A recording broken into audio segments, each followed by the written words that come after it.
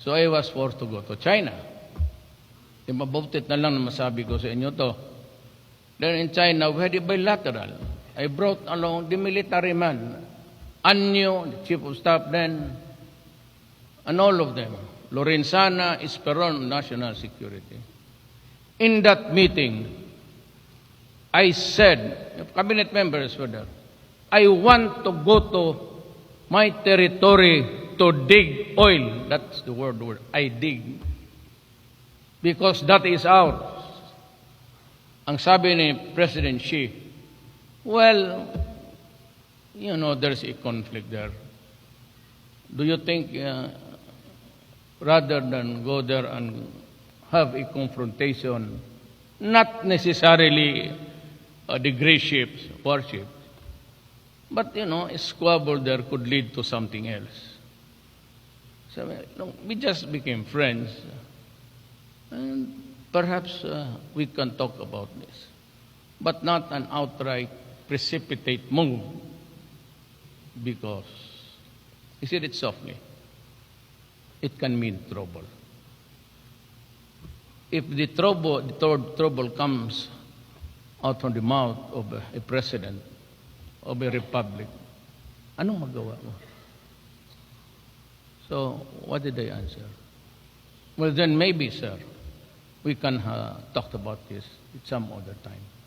But definitely, before I go, we must talk about the West Philippine Sea. We cannot, you know, have our cake and eat it too in this. You know, I cannot go there even to bring the Coast Guard to drive them away. China also claims the property and he is in possession. Yan ang problema. Sila yung in possession and claiming all the resources there as an owner. We are claiming the same, but we are not in the possession because of that fiasco. Noong dalawang nag-stand off doon during the time of my predecessor, si Albert Ambassador, if I'm correct, I do not know his real name, tayo ang umatras. Pagsabi na umatras, that was a kind of a compromise. Tayo ang umatras. Nung umatras tayo, pumasok sila. Marami na. That day, we lost the Spratly and the Panganiban. Yan ang totoo. Walang bulahan yan. Ngayon, may arbitrary ruling. I said, I could not even ask for the oil, claiming the entire resources of the mineral. Anong sabihin ko sa kanila? Kaya sinabi ko, let us do this mutually. Of course, when she says, I will fish, who can prevent him? And sabi ko naman, we will fish because we claim it. And sabi ko, please allow, because before that, they were driving away our fishermen. Di ba, inaabog nila? Kaya sabi ko, do not drive them away because the Filipinos are of the belief that they are also claim it. Now, if you deprive the Filipinos of their,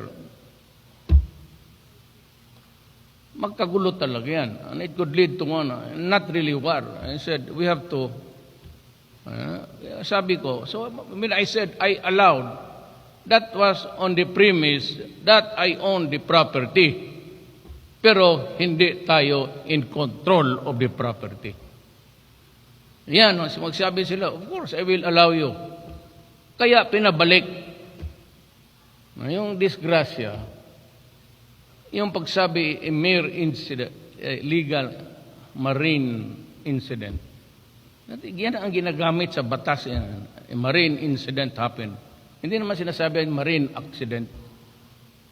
It was just banggaan, wala naman. So they wanted to talk. Tapos ayaw dito. And so, sige, we will investigate and you investigate. And when we are ready, we should meet and compare notes.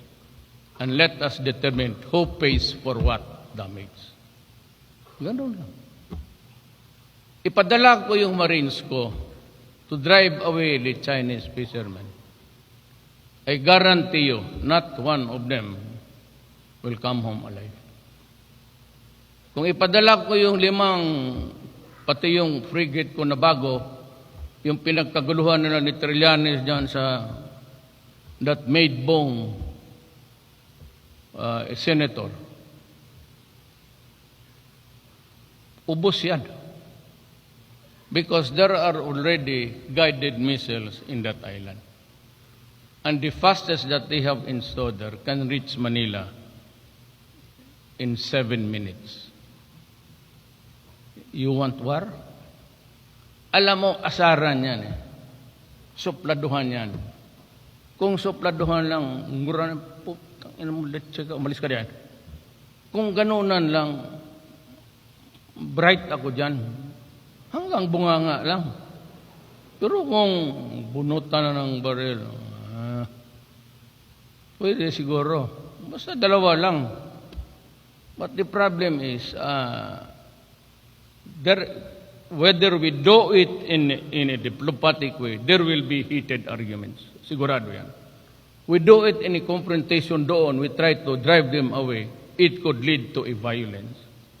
Anyway yan. By the way, the President answered when I said, I will dig my oil the first time I went to China.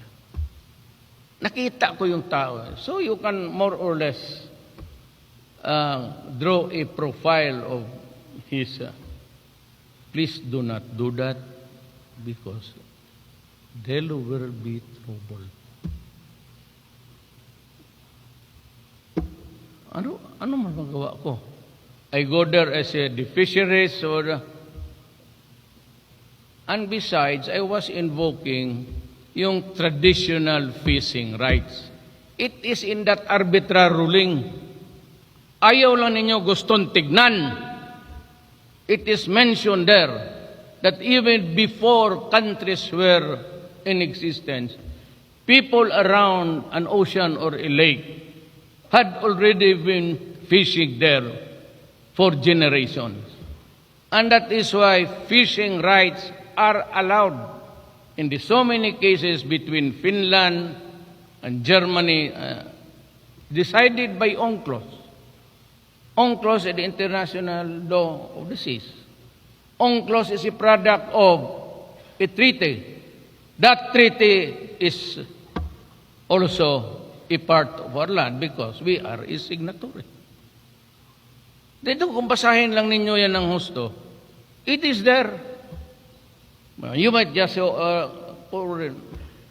China and everybody recognizes traditional fishing rights for the natives who were there even before the creation of republics and governments. That law is a human law.